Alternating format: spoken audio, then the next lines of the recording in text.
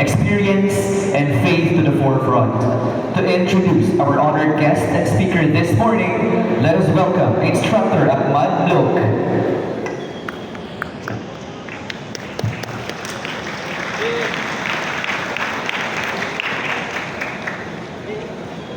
Bismillahirrahmanirrahim.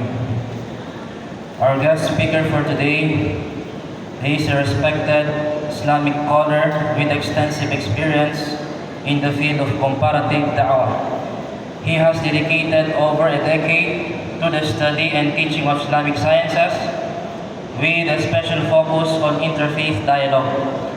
As an Arabic language instructor, he has guided countless students in mastering both classical and modern Arabic. In addition to his academic contributions, he currently serves as the president of Mahad Al-Amir Islamic Institute Incorporated in Barangay Poblacion, Cotabato City, where he leads efforts in religious education, community development, and youth empowerment. His leadership and deep understanding of Islamic teachings continue to inspire and impact communities across the region. We are truly privileged to have him with us today, and I am confident that his knowledge and insights will be of great benefit to us all. Without further ado, Al-Ustad Faisal Dakungan, falyatafaddal mashkura ma'jura.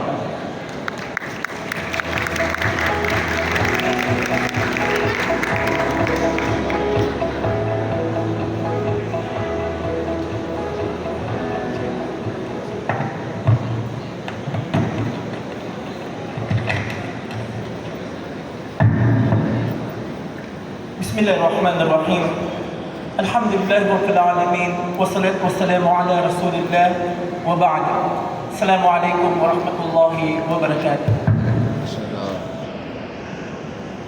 Magandang umaga sa kanilang lahat. Piubagi o yagtong. Alhamdulillah, unang-una yung ating mga papuri, mga pasasalamat sa dakilang lumalang Allah subhanahu wa ta'ala, God Almighty, Kadanan, na alam naman natin, bagamat tinatawag natin siya sa pagkakaibang pangalan, pero lahat naman tayo naniniwala ang Diyos mapagmahal, mapagpatawad, mahabagin, at nagkakalob sa atin ng biyaya sa ating araw-araw na pamumuhay. Nawa ang kapayapaan, assalam, shalom, ay sumasa ating lahat.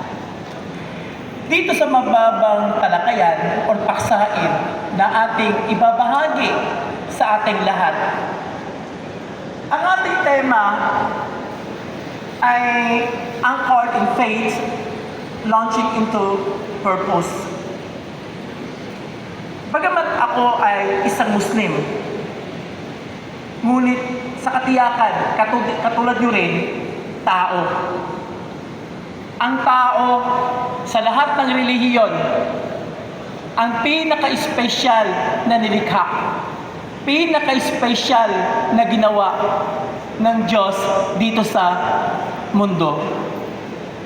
Bible man o Quran ang babasahin natin, sadyang binigyan ng mataas na antas, daragya ng Diyos na kinikilala natin ang tao. Sa Biblia na kinikilala ng mga Kristiyano, bagamat ito ay may pagkakaiba sa paniniwala o pananaw ng mga Muslim, but out of respect, ito ay tumutukoy ayon sa pahayag na ang tao ay kawagis ng Diyos. Bagamat alam natin sa Islam na hindi natin pwedeng ikumpara ang Diyos sa tao, pero ang punto lamang dito, ganoon ka-espesyal ang tao ayon sa paningin ng Diyos. Sa Quran naman na kinikilala ng mga Muslim, dito sinabi, "Laqad khalaqnal insana fi ahsani taqwim."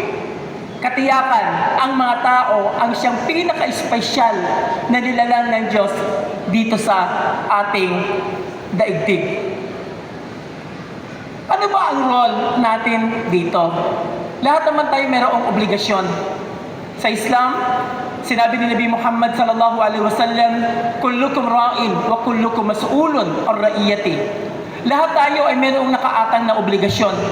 At sa bawat obligasyon na nakaatang sa atin, ito'y ating pananagutan sa dakilang lumalang sa Allah subhanahu wa ta'ala. Magbigay muna ako dito ng isang salaysay at ito ay galing mismo sa hadith ni Nabi Muhammad sallallahu alaihi wasallam na kanyang sabihin. Dito sa kwentong ito, dito natin malalaman o matututunan lahat tayo mayroong obligasyon.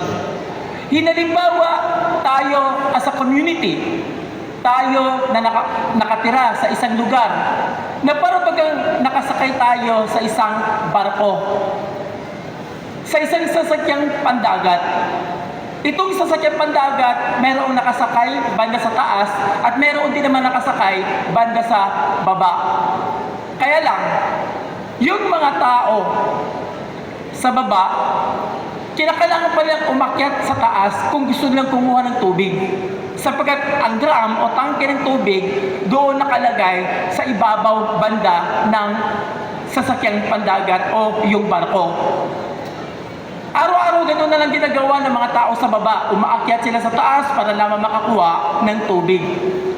Hanggang isang araw, yung mga tao sa baba, nagkaroon sila ng pulong-pulong o pag-uusap-usap at sinasabi nila, bakit kailangan pa natin kumuha ng tubig sa taas? Samantalang ang tubig nasa tapat lamang natin. Nandito lamang sa tabi natin. Ang kailangan lamang natin gawin, butasan. Ang alin? Yung barko. Sapagkat pagkaroon na ito ng butas, papasok kusa yung tubig at hindi na natin kailangan umakyat sa taas. Ngayon, yung mga tao sa taas, pag hindi sila gagawa ng paraan na mapigilan yung mga tao sa baba, pag mabutasan, sa palagay niyo ba ang lulubog lamang yung sa baba? Pag magkaroon ng butas, kaya kinakailangan pigilan, gumawa ng paraan yung mga tao sa taas para hindi matuloy yung balak o yung plano ng mga tao sa baba na butasan yung barko. Otherwise, lahat sila malulubog. Ganyan ang ating sitwasyon. Ganyan ang ating kalagayan. Kailangan mayroong gumagabay sa atin. Kailangan mayroong maglilid sa atin sa matapat, sa matiwasay at mapayapang pamumuhay. Yung mga tao sa taas, alam niyo kung sino ang mga iyon? Ito ang kumakatawan sa ating mga leaders, sa mga taong may mga katungkulan. At sa ating sitwasyon, ito ay tumutukoy sa ating mga teachers, sa ating mga magulang, sa ating mga kaibigan o mga nakakatanda at kailangan natin ng kanilang payo. Dahil hindi tayo mabubuhay ng mapayapa kung walang magbigay sa atin ng guidance. At sino ang nagbibigay ng guidance? Lahat ng relihiyon, ang paniniwala natin, Diyos lamang ang source ng guidance. Bakit kinakailangan pa nating manalangin? Bakit kinakailangan pa nating magkaroon ng pananampalataya? Bakit kinakailangan pa nating tumawag sa Diyos, sa Allah subhanahu wa ta'ala? Sapagkat tayo ay kumikilala na mayroong higit na makapangyarihan at nakakaalam ng lahat ng bagay. Tayo bilang mga tao, alam naman natin, limitado ang ating kaalaman.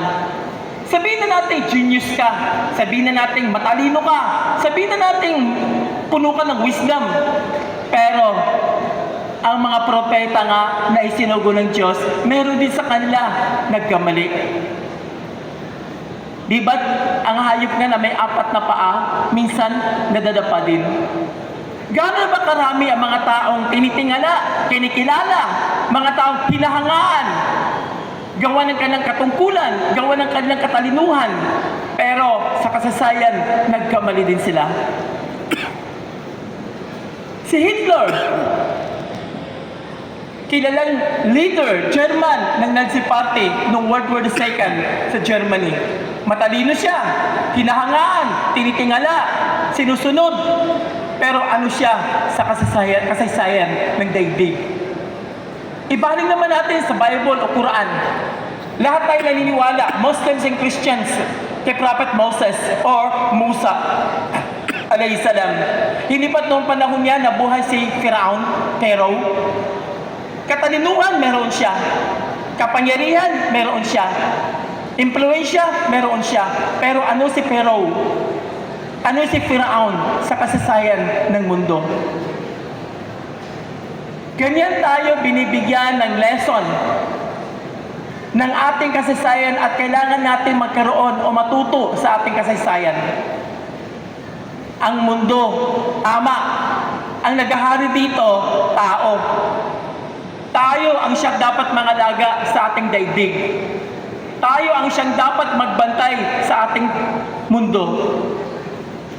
Sapagkat kapag mayroong kapayapaan, may kinalaman ang tao. Pero kapag mayroong kaguluhan, alam natin, may kinalaman din ang tao. Sa isang verse ng Quran, sinabi dito ng Allah subhanahu wa ta'ala, Kullun amana ar-rasul bima unzila ilayhi min rabbih wal mu'minun.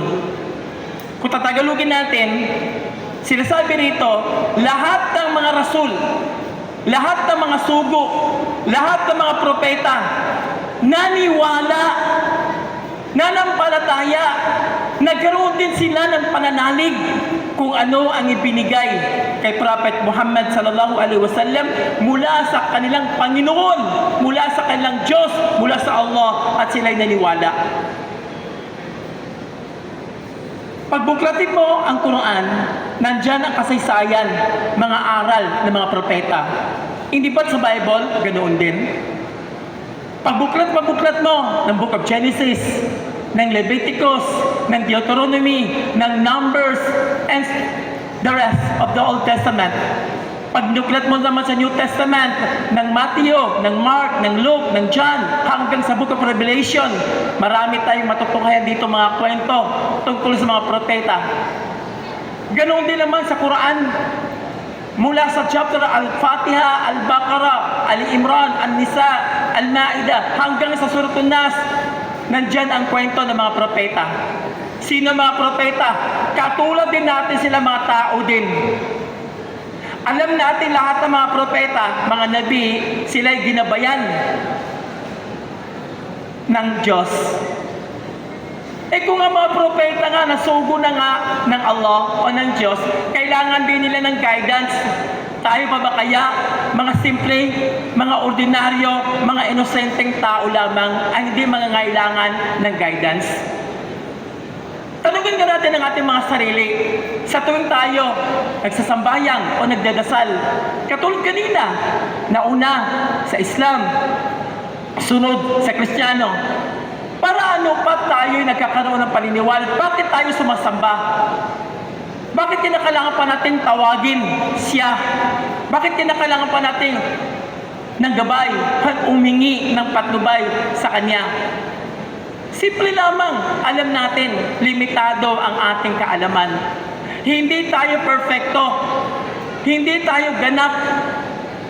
Maring ngayon, maring mamaya, maring kahapon, nagkamali na tayo at muling magkamali.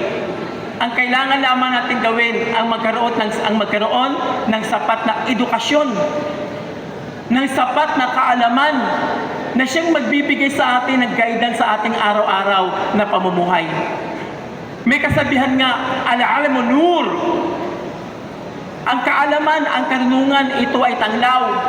Ito ay liwanag sa atin. Wal jahlu dhulm. At ang kamangmangan, ito ang magbibigay sa atin ng kadiliman sa ating buhay. Ngayon, yung verse mula sa banal na Quran na binanggit ko rito, alam natin yun ay binigay sa prophet o kay Propeta Muhammad sallallahu alaihi wasallam. Pero sa panahon ngayon, alam natin matagal na siyang nawala. Matagal nang kinuha ng Allah. Matagal nang namatay si Nabi Muhammad sallallahu alaihi wasallam. Kaya ayon sa ibang mga ulama, binibigyan nila ito ng kahulugan. Bagamat sa panahon ngayon, wala na si Muhammad, wala na si Jesus, wala na si Moses, lahat ng mga propeta, alam natin, wala na sila sa panahon ngayon. Kaya naiwanan tayo ngayon.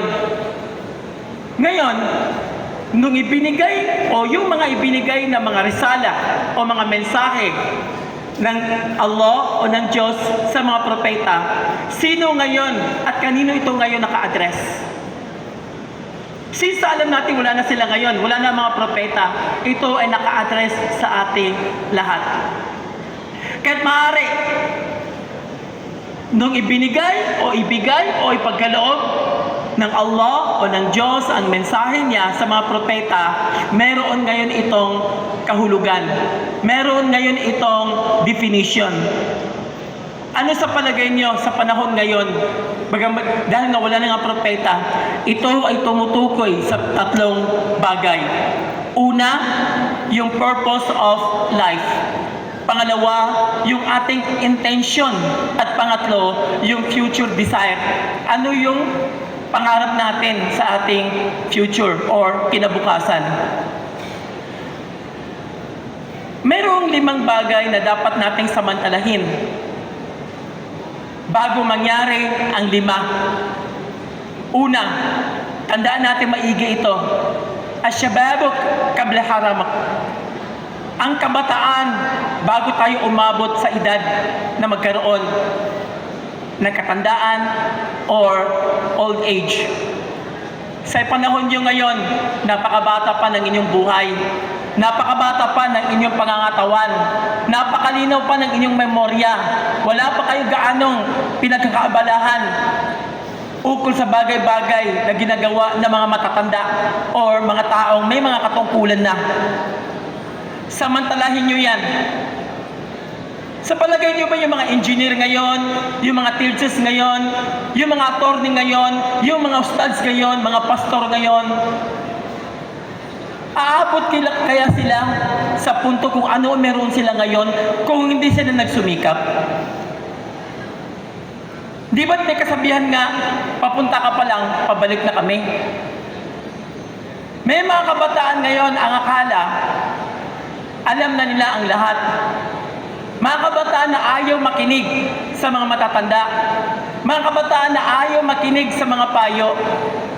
Kapag mayroon nagbibigay ng payo sa atin, alam natin na ito ay para din sa atin. Kailangan nating matutunang makinig. Kailangan nating matuto na makinig sa mga payo, lalo na kung ito ay may kaalaman o di kaya mga matatanda sa atin. Maaari sa ngayon, yung payo nila hindi mo pa maramdaman. Pero darating ang panahon, malalaman mo rin kung gaano kahalaga yung payo na ibinibigay sa iyo.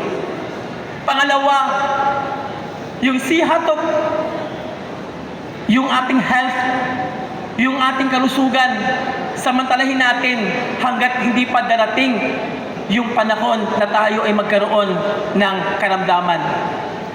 Pangatlo, yung bakanteng oras natin, huwag natin sasayangin. Dahil darating ang panahon, magkakaroon ka na ng maraming pagkakaabalahan or magiging busy ka na. Samantalahin natin na hindi pa gaano-ganoon ka-busy ang panahon natin. Pang-apat, kung meron tayong kayamanan, pera, samantalahin natin bago ito mawala sa atin. Sa isang hadith na sinabi ni Nabi Muhammad sallallahu alaihi wasallam, kanyang sinabi, "Ni'matani maghbun fihi makathir minan nas, as-siha wal faragh." Dalawang bagay na madalas sinasayang ng tao. Una, as-siha, yung kalusugan ng ating katawan. Pangalawa, yung bakante ng oras. Minsan kapag inaakala natin malakas pang pangangatawan natin, okay lang. Pero darating ang panahon, mawawala din or makukulangan itong kalusugan meron sa atin, lalo na kung meron ka ng maintenance. At pangalawa, yung bakanting oras natin, huwag natin sasayangin. Okay lang gumamit ng cellphone, walang masama, ng Facebook, ng YouTube o social media. Pero sana siguraduhin lang natin na mapapaginabangan natin sa mabuting paraan ang paggamit dito. At panglima, yung buhay natin bago darating ang kamatayan natin. Ito ang pinaka-main point. Bakit kinakailangan nating maniwala sa agama o sa relihiyon o sa Diyos, Allah? Sabi nga sa Bible, it is ordained unto men to die once. Lahat tayo nakatakda, mamamatay balang araw. At alam na alam ng karamihan ng mga Muslim itong verse o ayat na matutunghayan o narinig natin sa mga ustads mula sa banal na Quran. Kullu nafsin zaikatul maut. Ang lahat ng may buhay makakatikim ng kamatayan. Yan ang ating ending. Yan ang ating conclusion. Lahat tayo darating dyan. Lahat tayo dadaan dyan. Pero hanggat hindi pa dumarating, kailangan natin paghandaan, lalo na tayo bilang mga Muslim at mga Kristiyano naniniwala sa kabilang buhay.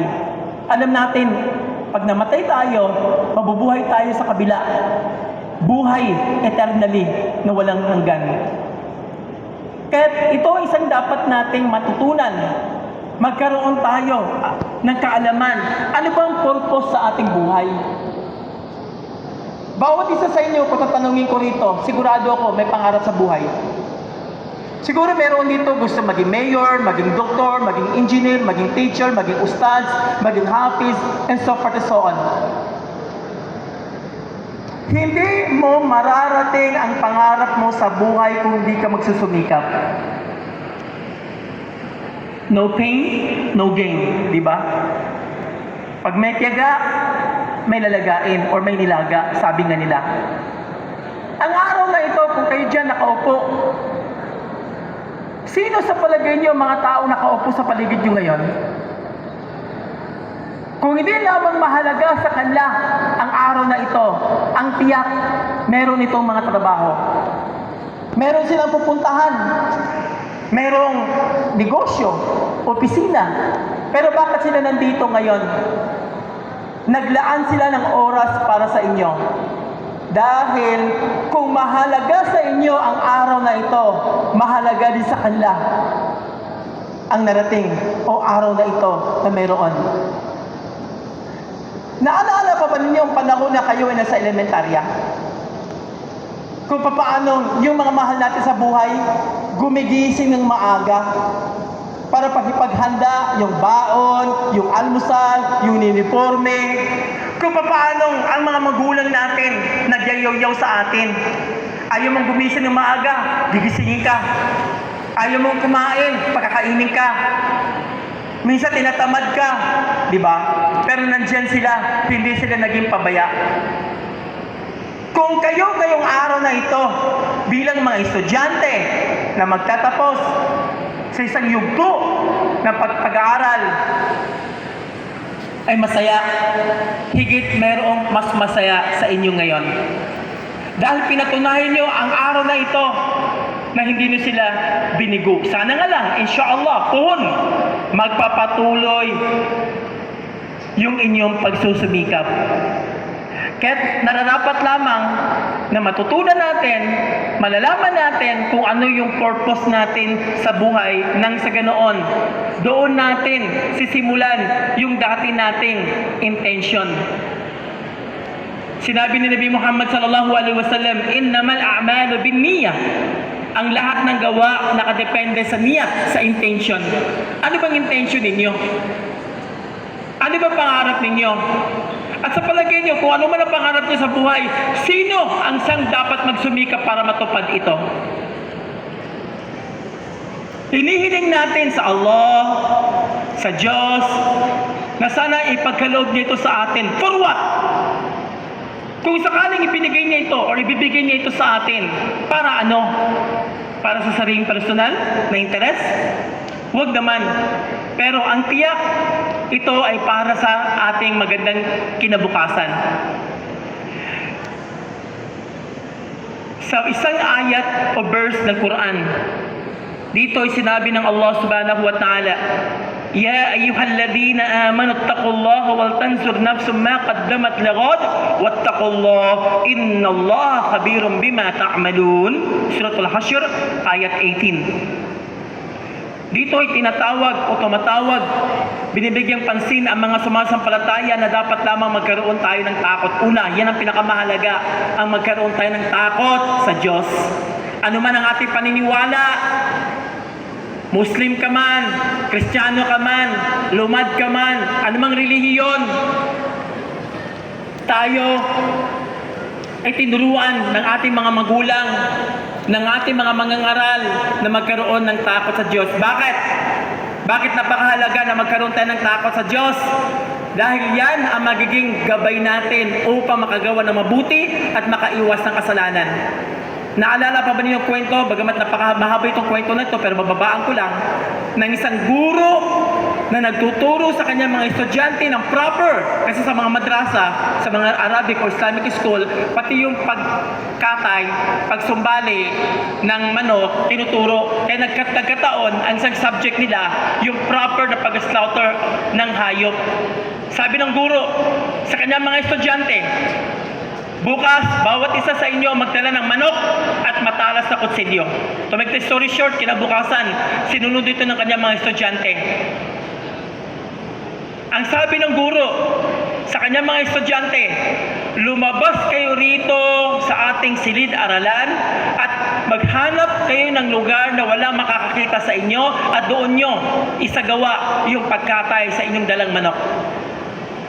To make the story short, pagbalik ng mga estudyante, yung manok nila, patay na, nasumbali na. Maliban lamang sa isang estudyante, yung kanyang manok, buhay na buhay pa. Nang tanungin, bakit buhay pa ang manok mo? Nakaintindi ka ba sa sinabi ko kanina? Sabi ng estudyante, opo, nakaintindihan ko po. Eh bakit sabi na gano'n, buhay pa ang manok mo? Ang sabi ng estudyante, ang iniisip ko po kasi, sir or ustads, yung sinabi nyo sa amin, maghanap kami ng lugar na walang makakakita sa amin at doon namin isasagawa yung pagkatay sa aming dalang manok. Iniisip ko po, sir, iniisip ko po, ustads, maski saan ko magpunta, may nakakakita po sa akin.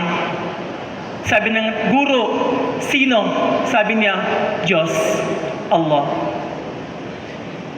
Ganon kahalaga ang role ng relihiyon sa atin. Siya ay al-basir, nakakakita. Walang ligtas sa kanyang paningin.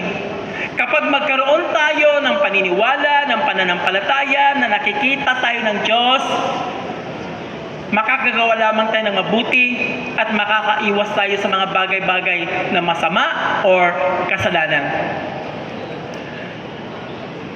Dapat nating pag-ingatang maigi ang ating mga gawa na dapat magkaroon ito ng koneksyon sa ating kinabukasan. Huwag na huwag nating sasayangin ang panahon na dumadaan. Dapat nating paghandaan ang ating kinabukasan. At ang araw na ito ay simbolo, indikasyon na pinaghahandaan talaga ninyo ang inyong kinabukasan. Sa palagay niyo ba, kayo na nakaupo rito sa gitna, nandyan kaya kayo ngayon kung hindi niyo pinagsumikapan ng ilang taon? Ang bawat taon na dumadaan, hindi biro. Yung gigising ka ng maaga, maligo ka ng maaga, maglaba kung may bakanting oras, pagandaan, mag-study. Galing ka sa school, pagod na pagod ka, kailangan mag-study. Lalo na kung malapit ang exam, and so forth and so on. Naalaala pa ba ninyo yung panahon na iyon? Yun na indikasyon ngayon na sadyang ginawa ninyo, ay wag na wag ninyong sasayangin ang inyong pinagpaguran. Otherwise, kayo din ang malulugi. Hindi lahat ng estudyante ang tumutustos o gumagasto magulang. Tama ba? Maaring auntie, uncle, kuya, ate, pinsan. Maaring ang iba rito, yung tinatawag nilang working student. Nagtatrabaho para lamang makapag-aral. Kayo na mga estudyante na mayroong tumutulong, tumutustos sa inyo pag-aaral, napakaswerte nyo. Kayong mga estudyante, nandyan pang tatay at nanay, napakaswerte ninyo. Kung sino ang mga estudyante, nakasama ang kuya, ate, babo, auntie, uncle, napakaswerte ninyo. Dahil nandyan sila. May mga estudyante rin marahil, nagpunta rito, walang kasama. Hindi na ako magsasalita o magtatanong. Baka mayroon dito na siya lang ang nagpunta rito, walang kasama. Maaaring mayroong dahilan. kung bakit wala siyang kasama ngayon. O maaari din naman hindi na sinabi. Pero napaka-imposible naman ata. Ang araw na ito, pumunta ka, wala ka sinabihan sa pamilya mo. Kapag nagpunta ka rito, wala ka kasama, kailangan mong unawain or umunawa.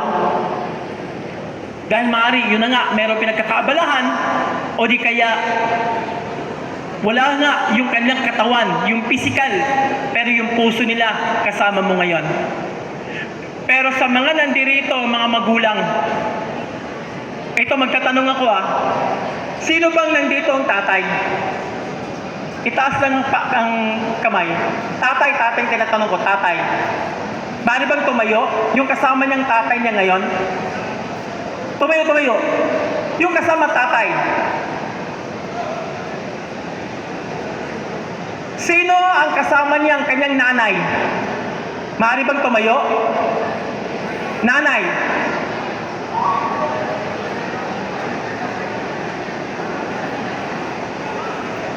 I want to dedicate this moment para sa mga magulang muna. Para sa mga magulang. Kung saan ang location, tayo. Kung saan ang location ng inyong mga magulang, pwede ba lumingon kayo sa kanila? Kung nasaan sila ngayon, yung mga magulang nyo, sino ang kasama niya dito, kuya o di kaya ate? Okay. Sa concluding ng aking paksa ngayong umaga, binasa ng Kari, yung nagbasa ng Quran dito kanina, yung isang ayat na matutungay na Suratul Isra. Dito sinabi ng Allah, وَقَضَى رَبُّكَ أَلَّا تَعْبُدُوا إِلَّا إِيَّاهُ وَبِالْوَالِدَيْنِ إِحْسَانًا. Ang Allah o ang Diyos ay nagbigay sa atin ng utos na siya lamang ang ating sasambahin at dapat magalang sa mga magulang.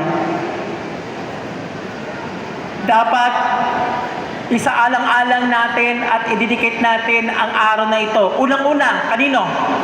Sa dakilang lumalang. Magpasalamat tayo sa Allah o sa Diyos na kinikilala natin, sapagkat alam natin hindi tayo aabot sa ganitong yugto ng ating buhay kung hindi sa pamamagitan ng kanyang gabay. Magpasalamat tayo sa kanya. Pangalawa, kailangan din natin magpasalamat sa mga taong pinagkautangan ng ating buhay. Ang tinutukoy ko walang iba kundi syempre pa ang ating mga magulang, sapagkat hindi magiging ganap ang paniniwala, pananampalataya meron tayo sa Diyos o sa Allah hanggat hindi natin matutunang magpasalamat sa ating mga magulang. Magulang na ginagawa ang lahat ng makakayanan, walang bayad, walang sustento. Ginagawa ang lahat ng makakayanan. Matiyak lamang nila ang mga anak nila magkaroon ng mabuting kinabukasan. Magulang na di bale ng maligo ng pawis, kung pwede nga lang dugo, di bale. Matiyak lamang nila na magkaroon kayo ng magandang kinabukasan. Mga magulang na willing mapahiya, willing magsumikap, willing maghirap, matiyak lamang nila na magkaroon kayo ng magandang kinabukasan. Sana, huwag na huwag nating kaliligtaan ang pagmamahal nila sa atin. Dahil, hindi habang buhay, magkakasama tayo. Kung sino man na nandito ngayon sa mga estudyante, na ang magulang, wala na. Katulad ko, halimbawa, at lahat, karamihan ng mga, siguro, mga magulang, wala na rin magulang. Napakaswerte ninyo dahil nandito pa sila at ang mga magulang naman na sabihin na natin wala na, pero hindi porket wala na sila, hindi nila mapapakinabangan ang inyong tagumpay, lalo-lalo na kung makakapit nyo ito balang araw. Inshallah subhanahu wa ta'ala, kasama ako sa panalangin na nawa ibigay ng Diyos, ng Allah subhanahu wa ta'ala sa inyo kung ano man ang pangarap niyo sa buhay. Sana Hindi na tayo mahihirapan pa. Lalo na itong nagdaang ilang araw na alam naman natin, nagkaroon na naman uli ng division o pagkakawatak-watak ang mga tao. Sana tuloy nang maghilom kung ano man ang naging sanhi nito sa atin. Kailangan nating matutunan ang magkaisa, ang magtulungan. Dahil isang community lamang tayo, isang lugar lamang tayo, Muslim ka man, Kristiyano ka man, lumad ka man, lahat tayo nakikinabang kung ano ang meron sa ating kalikasan. Sana, inshallah subhanahu wa ta'ala, magpatuloy ang inyong paglalakbay sa maganda, mapayapa, at hindi mahirapan sa inyong araw-araw o sa ating araw-araw na pamumuhay. At sana nga inshallah subhanahu wa ta'ala, kapag ibinigay na niya sa atin kung ano man ang pangarap meron sa atin, huwag nating makalimutan ang lumingon sa ating pinagdaanan o pinanggalingan. Dahil sabi nga, ang taong di marunong lumingon sa pinanggalingan, hindi kailanman makakarating sa kanyang paroroonan. Tandaan natin yan. Iwasan natin ang maging mayabang o maging arogante at iba pa na ayaw ng Allah o ng Diyos sa atin. Ipagpatuloy natin ang mapagkumbaba sapagkat ang mapagkumbaba siyang minamahal ng Allah o ng Diyos. Once again, congratulations sa inyong lahat. Nawa magpatuloy ang kapayapaan sa atin, lalong-lalo na sa ating lungsod ng Cotabato. Peace be with you. Fiu bagi, moyagtum, shalom, wassalamu alaikum, warahmatullahi wabarakatuh. Buenos dias at magandang umaga po sa ating lahat.